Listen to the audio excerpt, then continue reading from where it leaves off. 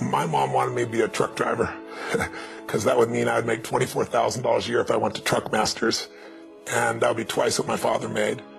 And she thought that would happen, but something inside of me said, I don't want to drive a truck. There's something else that matters more to me, and I decided I was not going to go for money instead of passion. And the rewards have been pretty amazingly better than being a truck driver. It's not bad being a truck driver, it's just not what I was after. And I look back, and one of the things that helped me was my original teacher, Jim Rohn, who's a personal development speaker I went to hear when I was 17. He said something the first time I heard him, and he said, you know, it's really simple. If you want life to change, you got to change. If you want life to be better, you've got to get better. It's the only way it happens. And luck will show up for people and they'll leave them. But if you're constantly improving who you are and what you give, game over. When people ask me, what does it take to be happy? I always tell them one word: progress. Progress equals happiness. Even if you're not where you want to be yet, if you're on the road, if you're improving, if you're making progress, you're going to love it. You're going to feel alive. On the other hand, it doesn't matter how successful you are. If you stop growing, you start dying inside. I've always had this belief.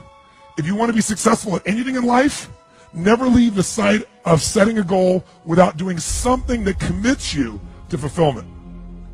If you get, like, you're in state, right, when you do something. While you're in state, that's the time to commit yourself to something that makes you follow through.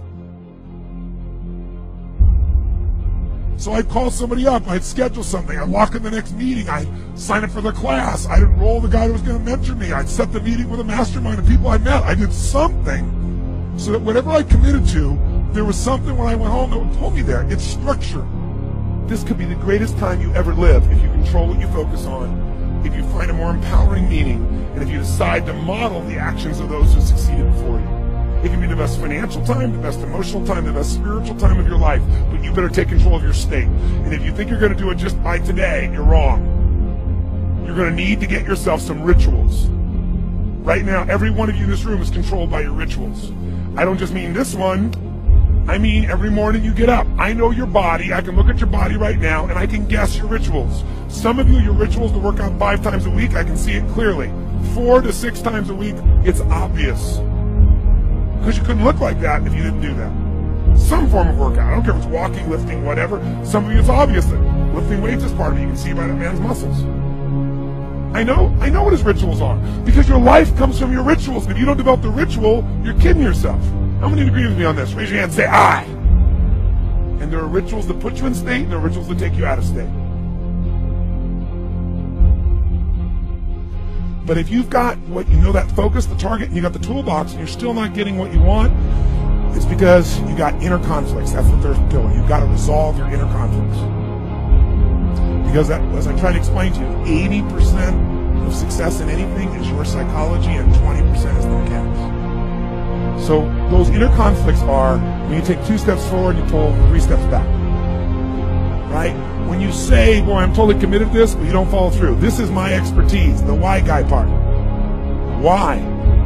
Why do you keep saying you want this? You have crystal clarity, you have the tools, and you're still not getting it? There's a conflict in you. Align your life with what is most important. And then once you are in a position where you're aligned, guess what you'll do? Take action. You won't even have to work out. When everything's in alignment, there's nothing pulling you away, boom, you go for it. Progress comes when you tell yourself the truth and you're able to feel the uncertainty and take action anyway. The thing that stops us all is fear. It's no surprise. Fear of failure, fear of rejection, fear of the unknown, fear of not looking good. And that fear we could translate into the simple thing of uncertainty.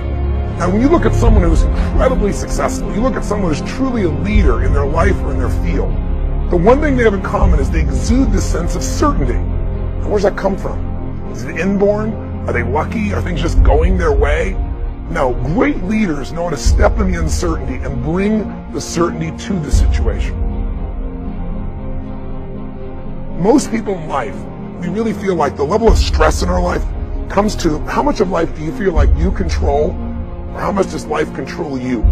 Do you tend to control more of what's going on, or events controlling you? It's very easy to have those events start to take control, unless we take control of what's between our ears, our own mind. You see, what you and I focus on massively affects how we feel, whether we're thriving or surviving.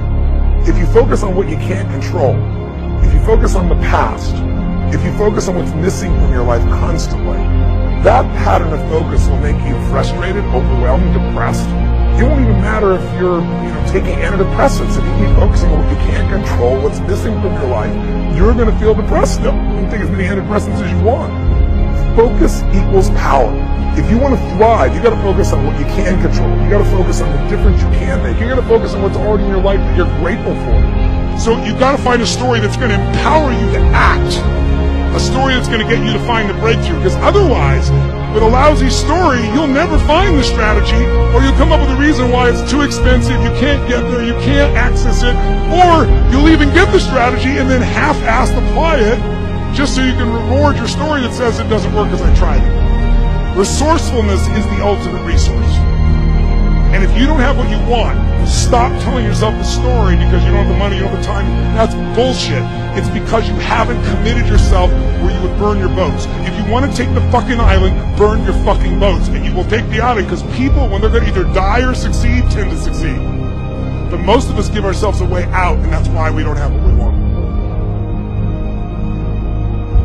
I was thinking about where this journey began for me, my desire to serve. Every day before I get on stage, I do this thing to whip myself into peak state, and then my last words are, use me, Lord. That's my prayer. And every day my goal is to be a blessing in people's lives. Just do more, give more, share more, create more. What you need will be there. It's like air. You don't stop to think about when you take a breath whether it'll be there or not. It's always going to be there. Yeah. You just got to do your part.